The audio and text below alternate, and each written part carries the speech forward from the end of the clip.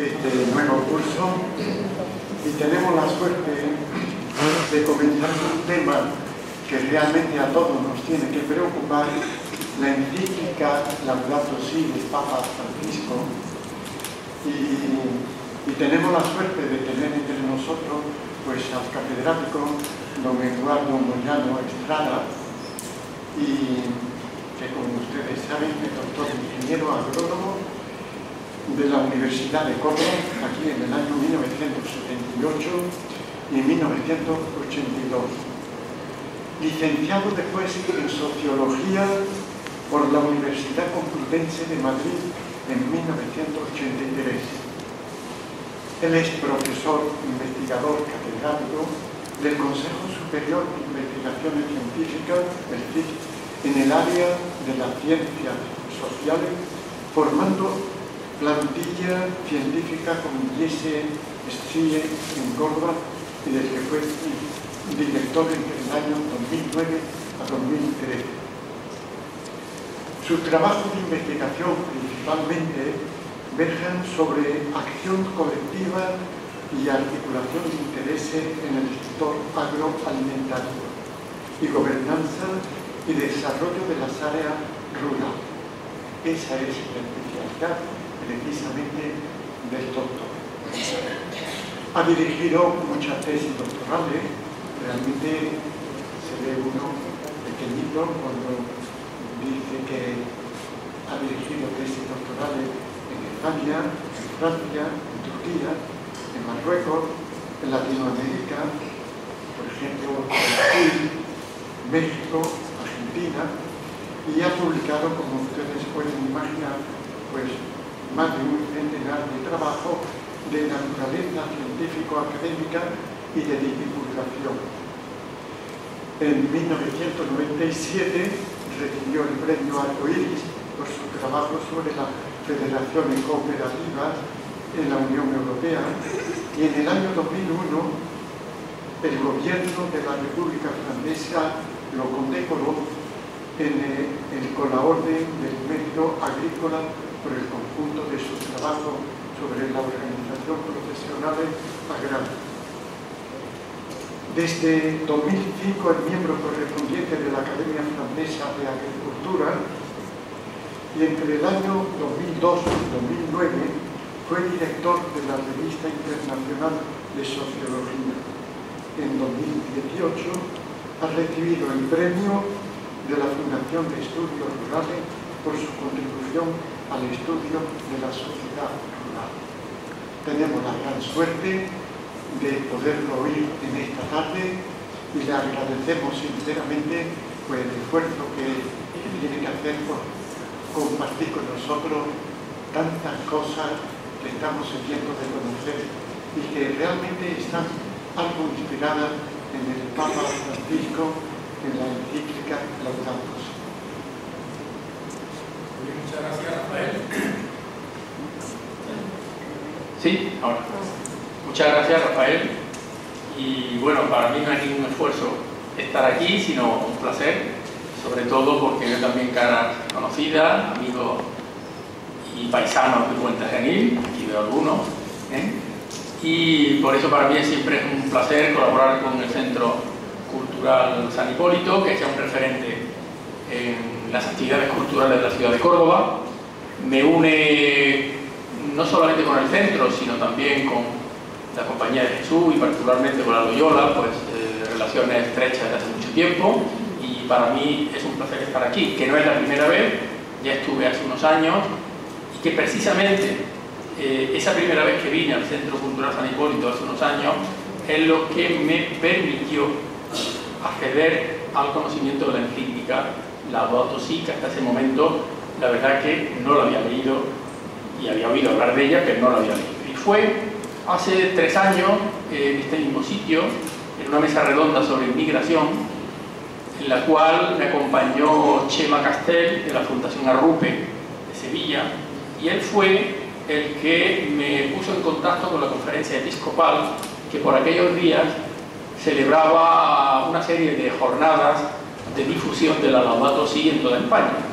Entonces, en el acto que celebró en Madrid, la conferencia episcopal me invitó a participar como ponente en los aspectos de la Laudato Si relacionados con la soberanía alimentaria. Entonces, a raíz de aquella oportunidad que me dio Chema Castel, pues me permitió leer la encíclica, quedar seducido por un texto de una belleza y una profundidad extraordinaria, en el cual el Papa Francisco, a partir del Cántico de las Criaturas de San Francisco de Asís, hace una brillante reflexión sobre los problemas de los recursos naturales, sobre los problemas del medio ambiente. Y es precisamente de ese texto del que quiero hablaros esta tarde-noche. O sea, el centro fundamental de mi conferencia es la encíclica. Lo que ocurre es que voy a conectar la encíclica con un tema que me viene interesando desde hace tiempo, que es el problema de las identidades en las sociedades contemporáneas. O sea, la idea de que en un mundo tan global y abierto como el actual, sin embargo, cada vez es más difícil encontrar sistemas de valores compartidos de carácter universal, puesto que la tendencia es a recluirnos, a refugiarnos en identidades más particularistas, más personales, y hace que eso de las identidades, los sistemas de valores más universales, quede en un segundo plano. Por eso me interesa sobre todo conectar en qué medida la encíclica Laudato Si puede contribuir a través del tema de la conservación y protección del medio ambiente a construir un sistema de valores compartidos de carácter universal y permanente. Ese es el objeto fundamental que me mueve a compartir con ustedes esta conferencia. La conferencia la dividiré en 4 partes. Primero haré una breve reflexión sobre este tema de la identidad en el mundo contemporáneo, sobre unos minutos. Luego analizaré los problemas ambientales del medio ambiente como problemas sociales, y para eso utilizaré el concepto de conciencia medioambiental, que es lo que me va a permitir, a través del concepto de conciencia medioambiental, analizar el contenido de la encíclica y ver en qué medida, como he dicho, contribuye la encíclica a una ecología integral que trasciende el ámbito de la mera conservación del medio ambiente y se interioriza dentro de valores de carácter moral. Y por último, pues, haré una reflexión final sobre las potencialidades y las limitaciones de un documento como este de la encíclica. Bien, unos minutos sobre el problema de la identidad. No voy a dar una conferencia sobre la identidad, que eso sería objeto de otro seminario, de otra ponencia. Pero sí, como he anunciado al principio, me interesa una situación que me resulta paradójica. Cómo en sociedades abiertas y globalizadas como las actuales, cada vez es más difícil encontrar, como he dicho, grandes sistemas de valores compartidos que tengan la capacidad de afirmar creencias, movilizar conciencia, orientar las acciones individuales de forma permanente. Encontrar identidades estables. Es lo que los sociólogos denominamos la crisis de las identidades universales, que habían sido la base sobre la que se construían los vínculos sociales de muchas personas. Estoy hablando, por ejemplo, de esas identidades de tipo esencialista, basadas en la pertenencia a una religión, a una etnia, a una nación, o bien las identidades de tipo estructural, como era la que uno tenía por el hecho de pertenecer a una determinada clase social o grupo profesional, el agricultor, el empresario, el obrero. Eso le generaba toda una identificación referente de valores que hacía que esas referencias, esas identidades fueran estables y permanentes. Sin embargo, en la sociedad global y abierta como esta, donde hay más facilidad todavía para establecer contactos y valores compartidos, sin embargo, se da lugar a lo que los sociólogos llamamos un vacío existencial, puesto que nos refugiamos en identidades múltiples, fragmentadas, inestables, excluyentes, que están vinculadas al territorio más próximo, a la comunidad más cercana, sintiéndonos desde estas frágiles atalayas como si fuéramos dueños de nuestro pequeño mundo.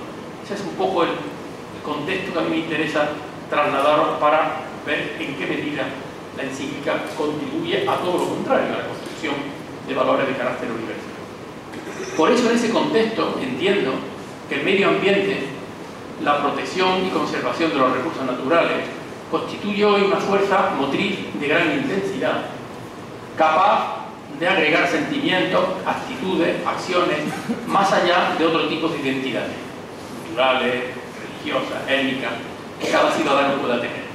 A diferencia de lo que ocurre con esos otros tipos de identidad, que son, como digo, excluyentes, la identidad en torno a la protección y conservación del medio ambiente es inclusiva, ya que es una manera de interiorizar la preocupación por la naturaleza, entendida como una casa común que hay que cuidar, proteger y conservar. Bueno, pues a la interiorización de esos valores en el ámbito de la conciencia ciudadana, ayudando a definir actitudes y a orientar comportamientos, contribuyen diversos factores. Uno de ellos es la propia comunidad científica. Los estudios científicos están haciendo que la gente se preocupe por los problemas del cambio climático, por los problemas del deterioro de la naturaleza. Los informes científicos ayudan a que haya esa conciencia ciudadana sobre los temas ambientales. Pero también los movimientos sociales, fundamentalmente los movimientos ecologistas, conservacionistas, que contribuyen también a llamar la atención, a crear conciencia sobre estos asuntos. También las administraciones públicas, a través de las políticas de conservación de la naturaleza, de las reservas de la biosfera, la conservación de espacios naturales, ayudan también a que todos vayamos interiorizando esos valores de protección de la naturaleza. Pero también, que es lo que me interesa en la conferencia, hay una labor importante que proviene de las comunidades religiosas de diversa índole. No solo la comunidad cristiana, católica, ya sea católica o protestante, sino también la comunidad, la religión budista, por ejemplo, que tiene una aportación muy interesante a la conservación y protección de los recursos naturales, etc. Por lo tanto, comunidad científica, movimientos sociales, movimientos ciudadanos y comunidades religiosas contribuyen a interiorizar esos valores de protección y conservación del medio ambiente. Voy a dedicar ahora unos minutos, breves también, pero porque me interesa resaltarlo, a cómo los problemas ecológicos y del medio ambiente han adquirido una dimensión social. Han pasado de ser problemas técnicos a convertirse en problemas sociales y políticos. Para esto ha habido hechos, desastres ecológicos en las últimas décadas, como los producidos por los petroleros, el Exxon Valdez, el Marejeo, el Prestige, los escapes radiactivos de Chernóbil y Fukushima, el problema del calentamiento global a través de la emisión de gases de efecto invernadero, la pérdida de biodiversidad, el agotamiento de los recursos naturales, las enfermedades asociadas a los modelos intensivos de alimentos. Bueno, todos estos hechos han llamado la atención, han ido provocando, con la base científica correspondiente, a pensar que los problemas del medio ambiente no son resultado del funcionamiento de la naturaleza ni del sistema natural, sino que están en alguna manera vinculados a los modelos de desarrollo y al modelo de producción y al modelo de consumo, con lo cual en alguna medida es responsabilidad también de la acción humana el que haya ese tipo de problemas relacionados con el medio ambiente. Y de ahí es lo que llama la atención y se pasa de los problemas ecológicos como problemas técnicos a problemas sociales. Y para eso, para estudiar ese tipo de dimensión social de los problemas ambientales, utilizamos una noción que es la que me va a permitir analizar la física, la noción de conciencia ambiental. Esta noción de conciencia ambiental, no voy a extenderme mucho, pero tiene como 4 dimensiones. Hay una dimensión afectiva, que es la preocupación, el sentimiento de interés que tienen los ciudadanos por los problemas ambientales. A mí me preocupa el medio ambiente, siento una empatía con el medio ambiente, esa sería la dimensión afectiva de la conciencia ambiental. Luego está la dimensión cognitiva. Bueno, yo puedo tener empatía con el medio ambiente, preocuparme por él, pero ¿conozco cosas sobre el medio ambiente? ¿Estoy informado? ¿Estoy desinformado? Esa es la dimensión cognitiva de la conciencia ambiental. Y la dimensión activa, ¿qué es? Pues mi comportamiento, tanto individual como colectivo. Yo tengo un comportamiento sostenible en el hogar, en mi trabajo, con papel de reciclaje, reciclo los residuos, ahorro agua, ahorro energía eléctrica en el hogar. Eso diríamos la dimensión activa o de comportamiento. Y luego está la dimensión conativa, que es la relacionada con las políticas públicas. Hasta qué punto el ciudadano está de acuerdo con que se ponga un impuesto, por ejemplo ahora sobre el diésel, o está de acuerdo en que aumente la tarifa del agua porque se considera que está muy barata. Sí, hay una serie de actitudes de los ciudadanos ante políticas que pueden afectar a él determinados costes, pero que está dispuesto a asumir esos costes. Esa sería la dimensión conativa de la conciencia ambiental. Bueno, pues esas 4 dimensiones son las que permiten analizar el debate sobre los temas ambientales. Bien, y entrando ya en la encíclica. La encíclica se publicó a Laudato Si, que significa alabado seas, y ahora explicaré un poco qué referente tiene. La encíclica Laudato Si se publica en mayo de 2015, meses antes de la firma del Acuerdo de París sobre el clima, y con intención clara del Papa Francisco de influir en los debates que se iban a celebrar en dicha cumbre internacional y que luego dieron lugar a sustituir el protocolo de Kioto que estaba vigente en 1997. O sea, a raíz del Acuerdo de París sobre el clima, que está en vigor, es cuando se produce una serie de compromisos de la Unión Europea y de todos los países del mundo, algunos han descolgado últimamente, como es el caso de Estados Unidos, pero el Acuerdo de París tiene una importancia muy grande porque supone una apuesta por la reducción de gases de efecto invernadero, etc. Bien, pues la encíclica se publica en ese contexto, meses antes del acuerdo sobre el clima. Bien, la importancia de la encíclica Laudato Si para el tema que nos ocupa esta tarde-noche se basa desde mi punto de vista en tres aspectos. Un primer aspecto es la amplia resonancia en la comunidad católica de creyentes. El segundo elemento es su vocación de universalidad. Y el tercero, el que la encíclica no es un documento sectorial, sino que recoge las cuatro dimensiones de la conciencia ambiental: la afectiva, la cognitiva, la activa y la curativa, y le da un carácter integral en la apuesta por la ecología integral que hace el Papa Francisco en la encíclica. En cuanto a amplia resonancia en la comunidad católica de creyentes, ¿qué voy a decir? Las encíclicas papales han tenido siempre una gran resonancia porque han orientado el comportamiento, la actitud de los católicos hacia su compromiso social, político, y por tanto toda encíclica ha tenido siempre una resonancia, entre otras cosas porque la comunidad católica de creyentes es la primera más grande del mundo, con casi 1.300 millones de fieles, según datos del anuario pontificio de 2017, equivale a un 18% de la población mundial. Tenemos los precedentes de otras encíclicas como la Rerum Novarum, la 40º Anno, la Pacem Terrio, la Populorum Progressio, que tuvieron un efecto extraordinario en el comportamiento y las actitudes de los católicos en el compromiso social y político. Pero también la importancia de una encíclica como esta se debe también a la influyente red capilar que tiene la Iglesia Católica a través de parroquias, miles de parroquias, de centros de enseñanza católicos, de diversas entidades asistenciales que hacen que cualquier documento papal tenga un efecto capilar, como está ocurriendo hoy aquí en el acto que estamos celebrando, el que tuve la oportunidad de participar en la conferencia episcopal del año pasado en el mes de abril. Bien, todo eso hace que cualquier encíclica tenga una gran resonancia. Pero también esta encíclica tiene importancia porque tiene una vocación de universalidad. A diferencia de las otras encíclicas que he citado, que va dirigida a la comunidad de creyentes católicos, esta va dirigida al conjunto de los ciudadanos, sean o no creyentes. De hecho, el Papa Francisco, en el comienzo de la encíclica, habla de que es necesario entrar en diálogo con todos sobre nuestra casa común. Cuando dice todo, habla de otras iglesias, de otras comunidades, de otras religiones, incluso también de la propia comunidad científica, y todos juntos, entiende la encíclica, hay que abrir un diálogo interecuménico, ¿no?, para que podamos contribuir al avance de esa conciencia ambiental. Y luego, como he dicho, la otra gran contribución de la encíclica está precisamente en que no es un documento sectorial, sino que trata las cuatro dimensiones de la conciencia ambiental. Y es por eso, porque trata las cuatro dimensiones de la conciencia ambiental, es por lo que desde mi punto de vista contribuye a la construcción de esos valores universales, esa identidad más permanente y estable de la que echamos en falta en los tiempos actuales.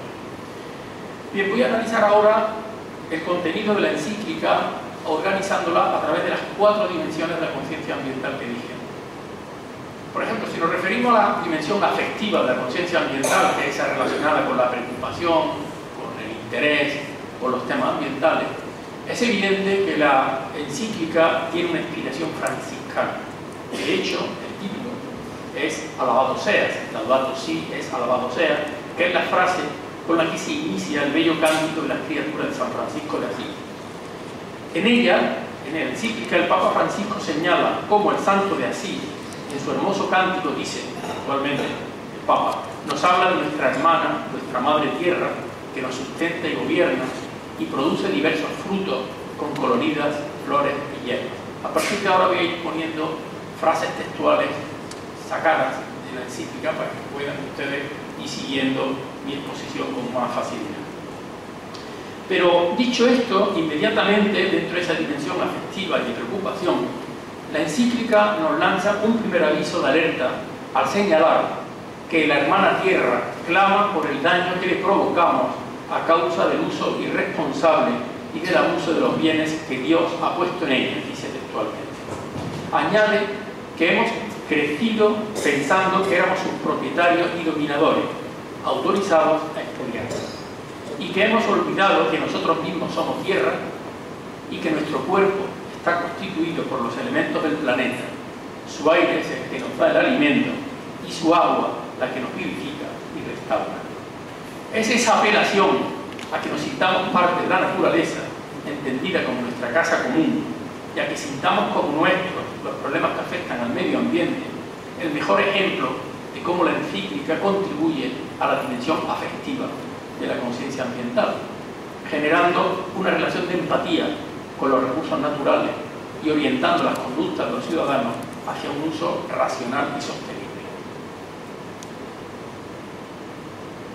Respecto a la dimensión cognitiva que dijimos antes, que era la información que tenemos sobre el medio ambiente, podemos sentirnos preocupados, pero estar poco informados. La encíclica aporta información. Y aporta mucha información de base científica sobre muchos temas relacionados con el medio ambiente. Yo he seleccionado aquí 4 de ellos. Uno es sobre el tema del cambio climático, por ejemplo. Para el Papa Francisco, en la encíclica, él señala expresamente que el cambio climático es un problema global, con graves dimensiones ambientales, sociales, económicas, distributivas y políticas. Un problema señala, que es uno de los principales desafíos actuales de la humanidad.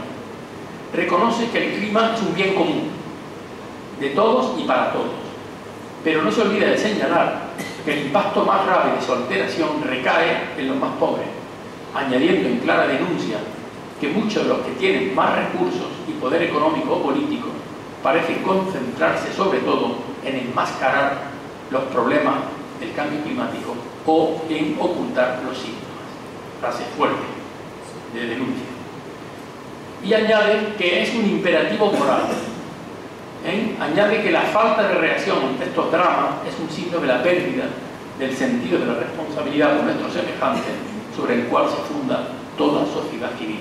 Por lo tanto, la apuesta por el cambio climático, la reflexión sobre el cambio climático es poderosa, rotunda. Otro tema es el agua. Como ustedes saben, ahora mismo, en todos los debates internacionales, el problema del agua es de los problemas más importantes del mundo, por todo relacionado también con el cambio climático, pero también con las dificultades, la escasez de agua, incluso los problemas de la calidad, de la salinidad en algunos territorios. La encíclica dice con claridad que el acceso al agua potable y segura es un derecho humano básico, fundamental y universal, porque determina la supervivencia de las personas, siendo por tanto condición para el ejercicio de los demás derechos humanos. Sin agua no hay posibilidad de ejercer otros derechos. De manera contundente señala que privar a los pobres del acceso al agua es negarle el derecho a la vida, un derecho radicado en su dignidad inalienable, estoy citando textualmente frases de la encíclica. El agua es un recurso natural que tiene la consideración de bien común global, pero, dice el Papa, su gestión tiene que ser pública y hacerse a escala local, para evitar convertirlo en una mercancía regulada por las leyes del mercado. Esta frase, esta afirmación es de una fuerza extraordinaria en un debate donde hay controversia sobre si la gestión del agua debe hacerse como gestión pública o gestión privada, que hoy día se traslada incluso a los debates en los ayuntamientos, donde si se externaliza la gestión del agua en empresas privadas. Aquí hay una apuesta firme que puede dar lugar a una controversia incluso dentro de la propia comunidad de creyentes. Otro tema es el de la pérdida de biodiversidad. El Papa Francisco denuncia en la Laudato Si que cada año desaparecen miles de especies vegetales y animales que ya no podremos conocer, dice textualmente, y que nuestros hijos ya no podrán ver al quedar perdidas para siempre. Y señala que no son solo eventuales recursos explotables, sino que tienen un valor en sí mismo, las especies animales y vegetales, porque contribuyen al equilibrio de los ecosistemas. Por eso denuncia que cuando los esfuerzos técnicos y científicos se ponen al servicio de las finanzas y el consumismo, la tierra en que vivimos, dice textualmente, se vuelve menos rica y bella, y cada vez más limitada y gris, y cada vez más frágil y vulnerable. Y finalmente, de los que he seleccionado, hay una cuestión muy importante relacionada con la pobreza y la desigualdad que generan los problemas del medio ambiente a nivel internacional, y habla de la deuda ecológica. El Papa Francisco dice que hay una deuda ecológica evidente del norte en relación con el sur. No todos contaminan por igual, es decir, no toda la influencia sobre los problemas ecológicos son lo mismo. Hay una deuda del norte con respecto al sur. Y ante los problemas del cambio climático, del calentamiento global, es mucha mayor la responsabilidad de los países desarrollados que los países en vías de desarrollo. Bien, eso sería con respecto a la dimensión cognitiva de la conciencia ambiental. Me gustaría resaltar en este aspecto, antes de pasar a la dimensión cognitiva, que es muy importante la apuesta que hace el Papa por reconocer el cambio climático, reconocer estos problemas ambientales, puesto que se posiciona claramente en contra de las posiciones negacionistas que existen también en los sectores que niegan el problema del cambio climático. Se pone del lado del Papa Francisco de los avances científicos que reconocen este problema. El eco que este posicionamiento puede tener dentro de la comunidad católica es una fuerza extraordinaria, ya que da argumentos sólidos a los creyentes para salir al paso de los que niegan la evidencia del calentamiento global, pero también exhorta, como encíclica que es, a los pastores de la Iglesia a concienciar a la comunidad de fieles en el sentimiento y preocupación por los problemas ambientales. Y por eso tiene una enorme importancia esa dimensión cognitiva de la encíclica. Respecto a la dimensión cognitiva, recordar que me refería a la actitud, el compromiso de los ciudadanos a cambiar su estilo de vida aceptando determinadas políticas que suponen algunos costes de tipo ambiental. Y señala el Papa que dice expresamente que se siente él profundamente impresionado por la debilidad de las reacciones frente a los dramas de tantas personas y poblaciones provocados por el actual modelo de desarrollo. Y denuncia expresamente lo que él llama la alegre irresponsabilidad en la que estamos instalados, así como la escasa disposición a cambiar de estilo de vida, de modelos de producción y consumo, y plantea la urgencia de crear un sistema normativo que asegure la protección de los ecosistemas. Dice expresamente, no miremos los síntomas, sino también las causas más profundas en un diálogo con la filosofía y las ciencias humanas. Hace luego una reflexión muy interesante sobre la tecnología.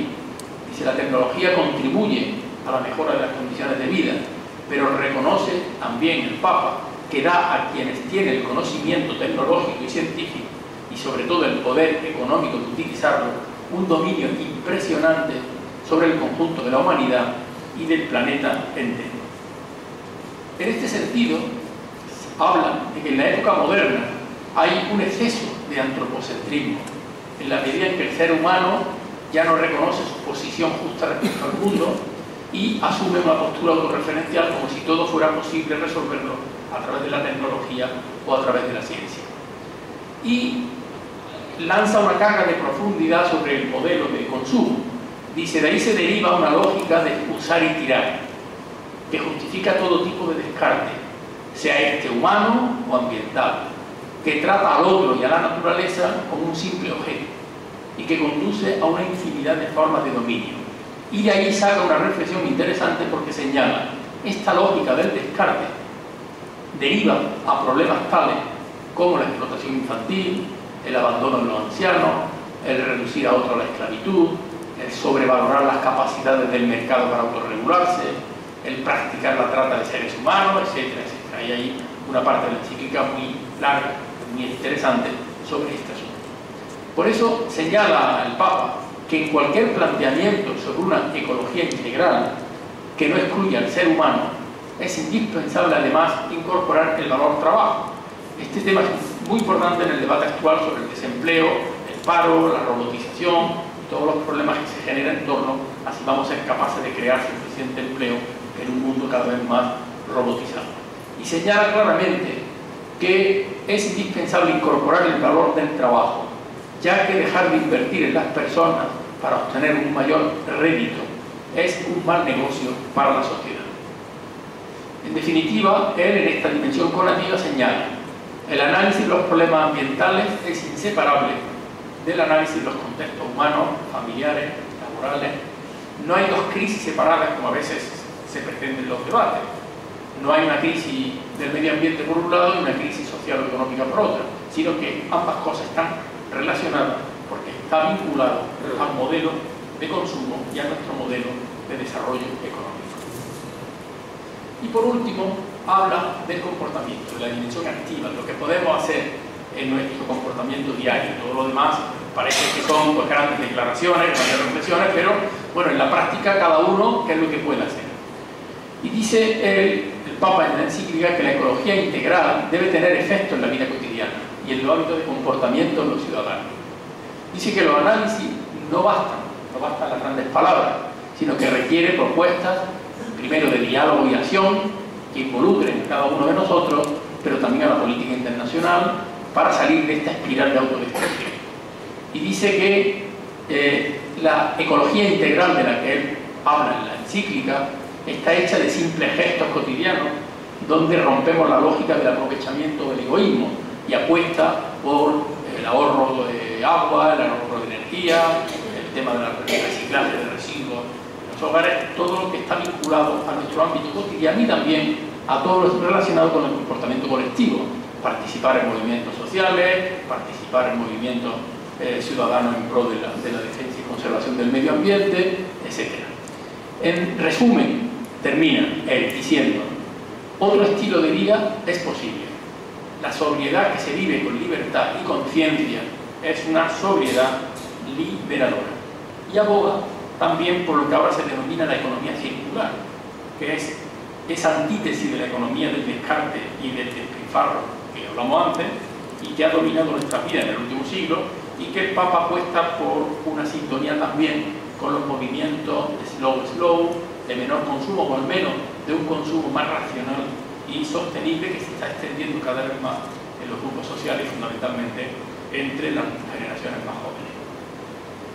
Bien, para ir terminando, voy a hacer unas reflexiones sobre las limitaciones y potencialidades de la energía.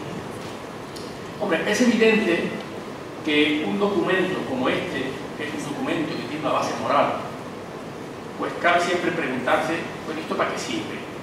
Aparte de palabras muy bonitas, que suenan bien, pero ¿esto al final sirve o no sirve para cambiar el modelo económico, para cambiar el modelo de consumo? Bueno, esa pregunta nos la tenemos que hacer todos. Pero si analizamos históricamente las otras encíclicas, me imagino que cuando empezaron también esa otra encíclica, Populorum Progressio, la Pacem Terris, también podrían pensarse lo mismo. Grandes palabras, grandes frases, pero al final, ¿para qué sirve?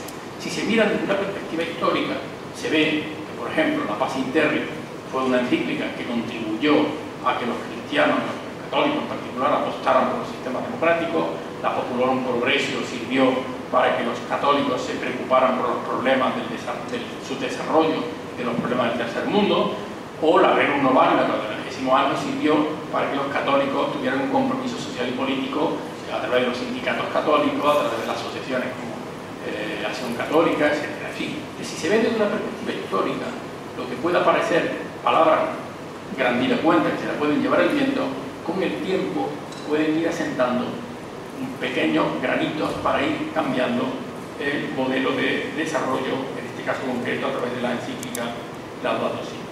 Porque es evidente que cambiar el modelo económico tiene sus limitaciones, entre otras cosas porque todos estamos atrapados en decir, bueno, no se puede cambiar tal cosa porque puede generar problemas de desempleo. No podemos ir en contra de que haya la instalación de una gran empresa aunque tenga algunos efectos contaminantes, pero es que está generando empleo en una zona donde hay unos problemas de paro extraordinarios. Sí, que todo el tema del modelo económico tiene una complejidad añadida que hace muy difícil introducir cambios. Pero aún así, yo entiendo que en un momento actual en el que los grandes actores del propio sistema económico, los empresarios, los grandes multinacionales, comienzan a tomar conciencia de los límites del actual modelo de desarrollo y de sus efectos perniciosos en el medio ambiente, porque son ellos mismos los que se están dando cuenta de que hay un deterioro de los recursos naturales, que hay una serie de efectos colaterales de determinados modelos intensivos.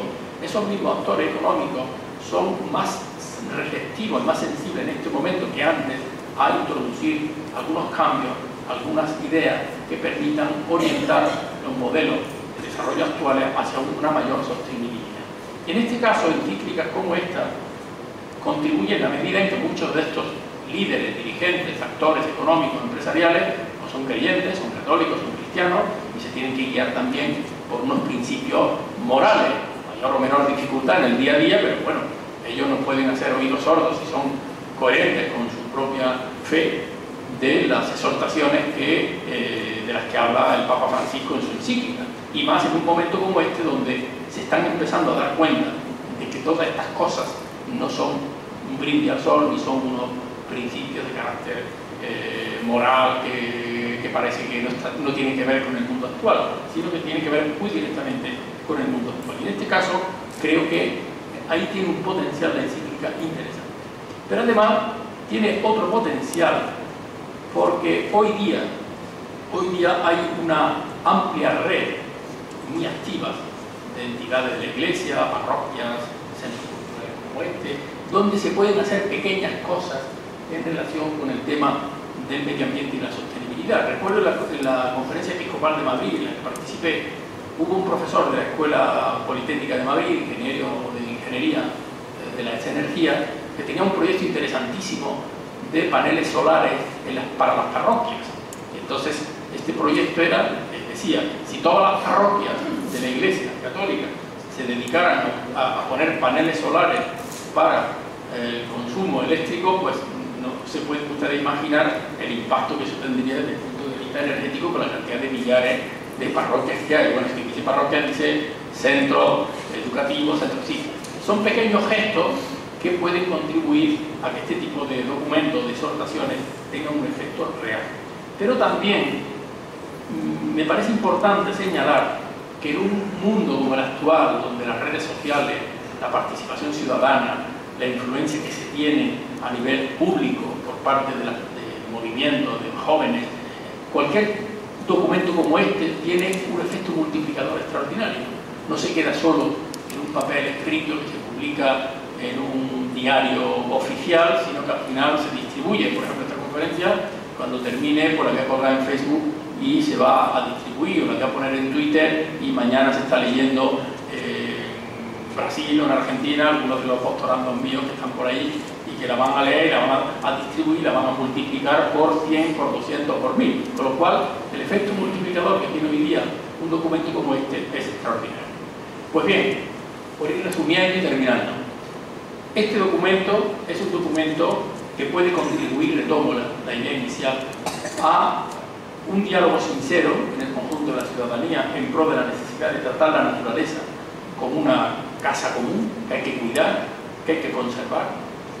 En un mundo además donde, como he dicho antes, se ha producido ese declive de los grandes valores de carácter universal, creo que los valores del medio ambiente recuperan de alguna forma ese sentido transversal, estable, permanente, porque sobre la conservación del medio ambiente se puede identificar cualquier individuo, viva donde viva, da igual que sea español, que sea hindú, chino, lo que fuera, a través del valor de la protección, preocupación por el medio ambiente, se reconstruye una comunidad de valores compartidos en un mundo como este, donde cada vez, como he dicho al principio, nos refugiamos más en identidades muy particularistas y muy personalizadas. Y con esto es con lo que quiero abrir el debate con vosotros. La encíclica creo que puede contribuir a estos valores ambientales y a a la conciencia ambiental a través de esa idea, ese mensaje de ecología integral de la que habla Pablo. Y con esto, pues, quedo a vuestra disposición, por si queréis hacer alguna pregunta o abrir un diálogo entre vosotros, y yo encantado de poder participar.